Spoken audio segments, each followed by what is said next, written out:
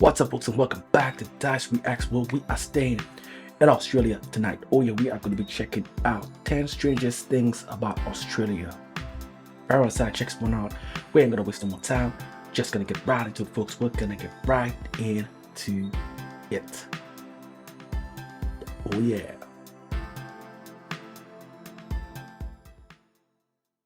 Good, y'all, Tristan here, and today I'll be sharing with you the 10 strangest things about Australia. None of these things are bad, they're just things that I have found a little bit unusual, odd, just, I don't know, different about Australia. Alright, the first one is time zones, and you see this one right here is a double whammy. So, I went from Melbourne to Adelaide, and I noticed Adelaide is in South Australia right here.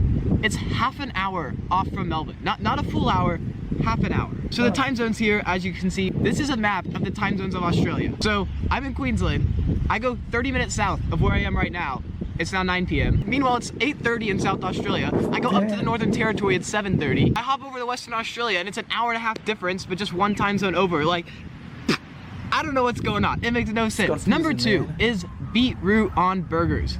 Now I must say, I was not thinking of the time zones per se, like actually being in Australia. I'm always looking at the time zone from someone that's not in Australia. What I saw was a standard of, because I'm from the Caribbean, and the standard time differences are like 12 hours, 14 hours, and 16 hours.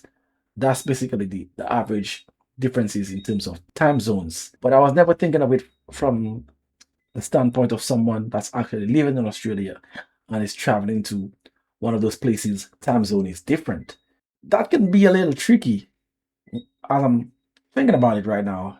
In hindsight, that would be very difficult to adjust to, especially if you're someone that travels back and forth to those places that have those time zones differences. So, I don't know what's up with this. So first of all, this could be a regional thing because I've only seen this here in Queensland, but I've seen it a lot here in Queensland. If you get a burger, it is a fairly common thing to get it with beetroot, or beetroot just like comes on it.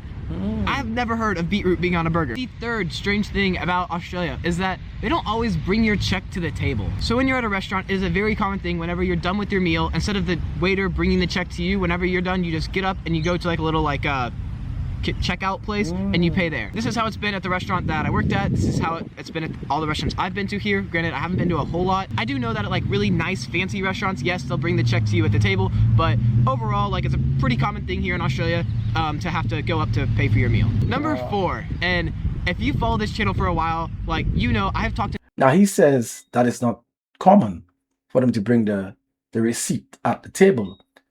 So I'm asking a question.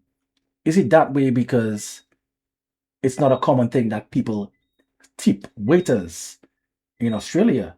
So there's not really of a need to do that because, well, I guess you can leave tips if they set it up that way, in terms of when you go to the cashier at a restaurant and then you can decide to leave a tip, whether it's cashless or not.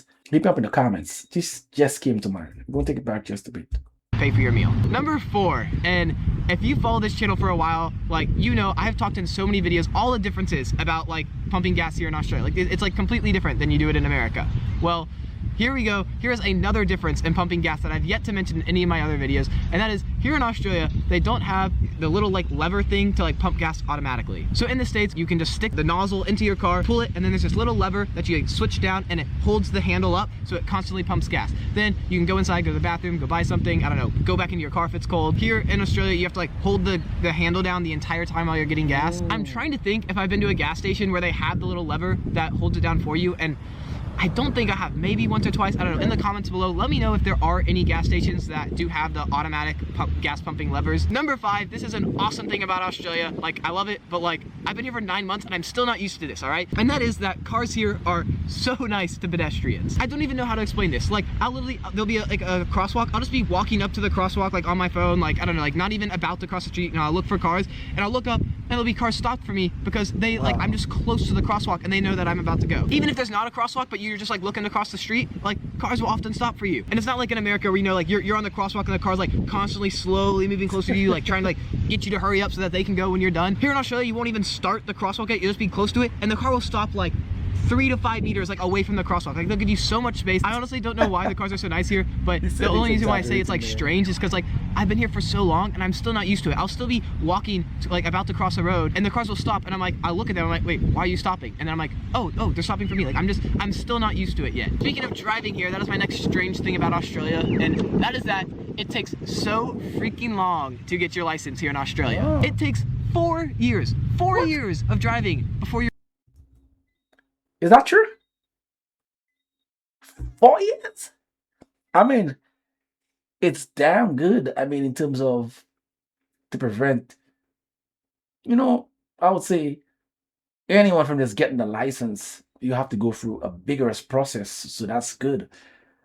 Man, I'm just surprised that I haven't heard that in any video. No one actually mentioned that. No one took the time to mention that. And that would be something I would think that would be in a lot of videos, but surprisingly, no one did. Maybe I'm just unlucky, the videos that I checked out. I still gotta ask the Australians, is this something that is true? Or is it in certain places, in certain cities in Australia, that it requires that length of time? Hit me up in the comments. This is very, very interesting. Like fully licensed here in Australia. Let me reel that back a little bit.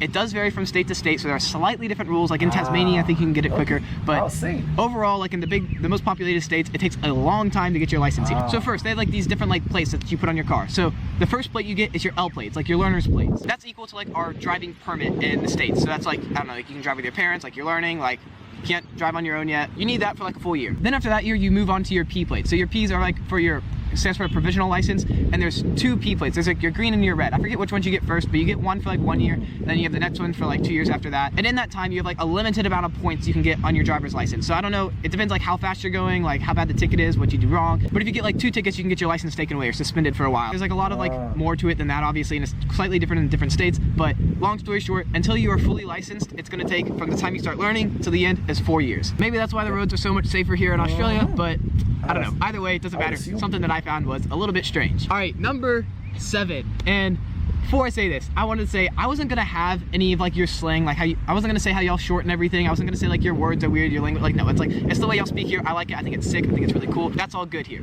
But there's one word that y'all use that I think is so weird. It's so bizarre. It's not only me that thinks it's weird, but it's like every single like English speaker that's not from Australia thinks this is weird, and that is thongs. These are not thongs, all right?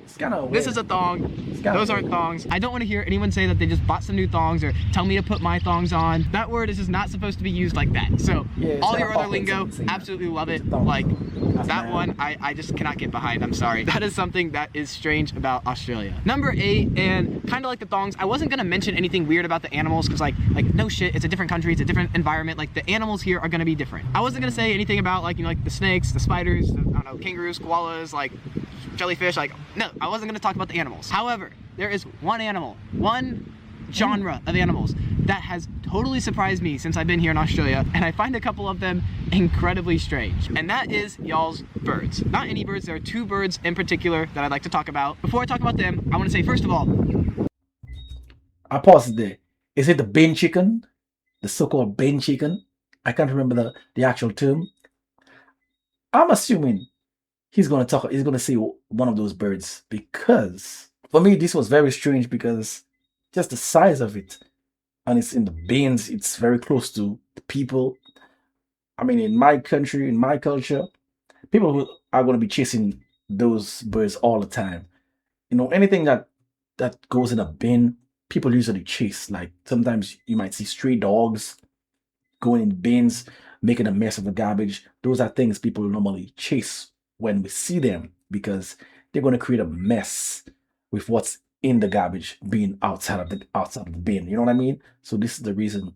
And the bin chickens, I mean, I don't see them necessarily throwing down the bins or that sort, but yet still, they may open one to bags that should not be open. You know what I mean? So they would have gotten chased as well. But I'm assuming bin chicken is one of them. The birds here were probably one of my biggest animal surprises about Australia. I was not expecting to find like cockatoos like just flying around here in Australia. Like those are like birds that we have as like pets in America. Anyways, the 2 birds that I cannot get over. The first is this bird. I believe it's called the curlew. These things are so creepy. They are so scary. They are like something out of a haunted movie. They usually come out at night, come out of like dark alleys and corners, and they just stand on the road, and they look so creepy. And as soon as you think you might be getting used to them, you know, like, oh, like, it's just a bird, you know, it's just standing there in the corner, it's not trying to hurt me. As soon as you think that, they will let out the most ear-piercing screech. I'm gonna give you 3 seconds to turn your headphones down, and then, ready? 3, 2, 1. All right, listen to this.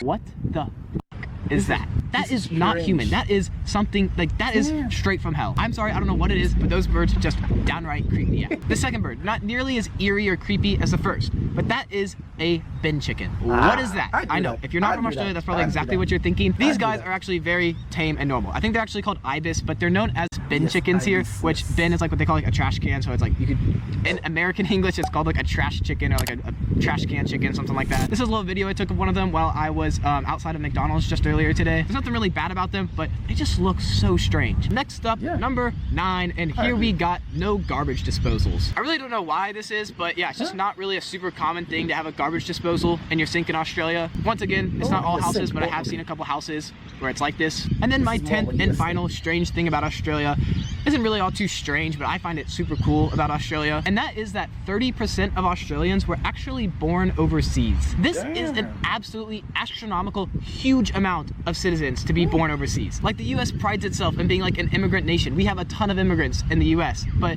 even then, we only have 13.5% of our population that was born overseas. I found this actually like fascinating about Australia. I think it's one of the coolest like little fun facts about Australia that I've learned. This was very interesting. Man, the last part really took me off guard. 40%. That's a lot, man. I don't know where you got those figures from, but I would have never thought it was so high. Why do you think that is? I'm asking the Australians, why do you think that is? What caused that? I'm trying to figure out how to... Man.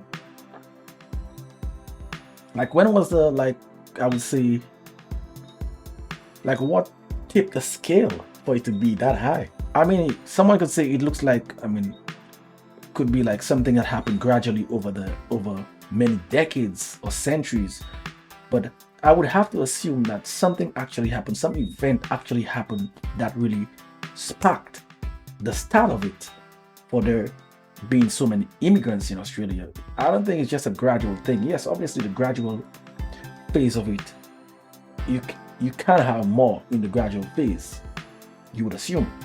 But I'm thinking about an event that took place that triggered the start of it, where it got to a point where the amount was significant, and then it steadily increased as time went on.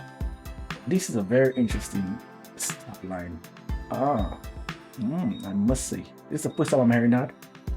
So I still got a lot to learn, but I'm still depending on the Australians to confirm that fact, if it's a fact, that is. And this video, I'm asking more questions. The time zones, what are the common time zones in Australia, like from an Australian point of view, not from someone that's outside of Australia? Like, what are some of the things that you guys have to deal with in terms of when you're traveling to certain cities? What cities are the most confusing in terms of the time zones that not just common for you per se, but the average Australian? What cities that they complain about that the time zone really affects their life? Maybe it could be work life, just everyday life in general. But what does it impact the most in terms of the time zones?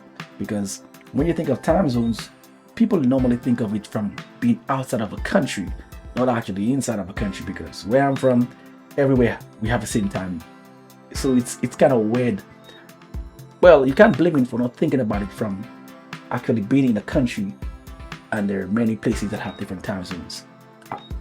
I would never think of it from that perspective until he mentioned that. So that's a nice angle to see it from. This was a good video. It was a good video. He wasn't too crazy in this one, so I'm gonna give him a pass. He did well. I learned something. Yeah. Join my membership. I got plenty of members only videos there. I'm working on some new videos as well, some entertaining stuff. You guys won't regret. I bet. If you want to see that long journey actually that I do, hit me up on Dyce Reacts where I do music reactions. This is where I'm going to be making my exit. Until next time, peace out.